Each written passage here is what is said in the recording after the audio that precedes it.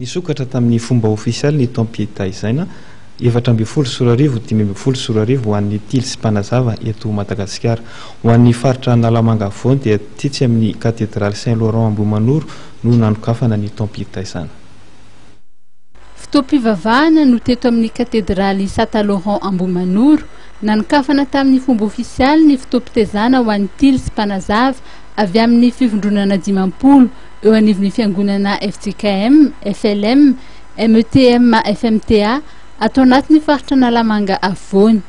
Mitaiza ny olona ho vavolombelon'i Jesoa Kristy ary olom-pirenena vanina no tanjon'ny fitezana tily sy mpanazava. Ny mpanazava sy eto Madagasikara dia manana fandaharana asa mipetraka, izany hoe fiangonana maro manerana ny Madagasikara no efa hijeren'ny mpanazava sy eto Madagasikara. Ireo fiangonana ireo na tsy hoe fivondronana dia manana ny tetikady na ny paikady entina manabe ny ankizy ao aminy arakaraka ny filan'ny ankizy satria ny asa fanabeazana atao dia miainga amin'ny filan'ny ankizy aloha. Zay vao afaka mieritreritra an'ilay mbola volan'ireo ombaniny ny fikambanana mpanazava sy eto Madagasikara. Izany hoe nisy fivondronana na nisaky ny faritany sy nisaky ny faritra zany no mamaritra ny politika ataontsika hoe politika isaky ny misy azy fa ny mpanazava eto Madagasikara mametraka an'ilay politika ankapobeny dia arakaraka ny zava-misy eo amin'ilay toerana no tonga ny fanabeazana fandraika amin'ny zava-misy amin'ilay izany sy ny ankizy ao azony.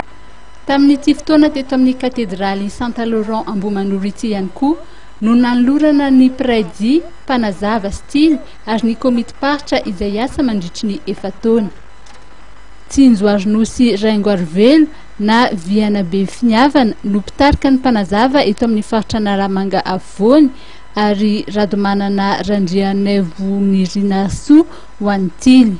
Andriamiadana Lansoa na Abakabaka Taratra kosa no komity mpandrindra regionaly. Asehony tenany ho fianarana asa tsara sy mendrika aletahaka. Io no fanamby napetraka ho an'ny fotoam-piasan'ny praidy mpanazava stily ary ny komity paritra. Ny tanjona napetraka dia tsotra be ny ahatonga ny fikambanana mpanazava sy eto Madagasikara manana anjara toerana anivon'ny fiarahamonina. Izany hoe ilay ankizy ireo zany izany no modely amin'ny fiarahamonina. Raha tsy izay ny teny n'Andriamanitra izay faneva amin'ity taoram-piasana efataona be ity dia hoe asehoany ny tenanareo ny tenanao ho fianarana asa tsara, asehoany ny tenanao ho fianarana asa tsara izany hoe aneo anivon'ny fiarahamonina, aneo anivon'ny manodidina sy ny fiangonana hoe mendrika ary azo aletahaka ny ankizy no beazina atao anatin'ny fikambanana mpanazava sy eto Madagasikara. Mariana fa mahatratra ray alina amin'izao fotoana izao ny isan'ny tily sy mpanazava manerana ny nosy.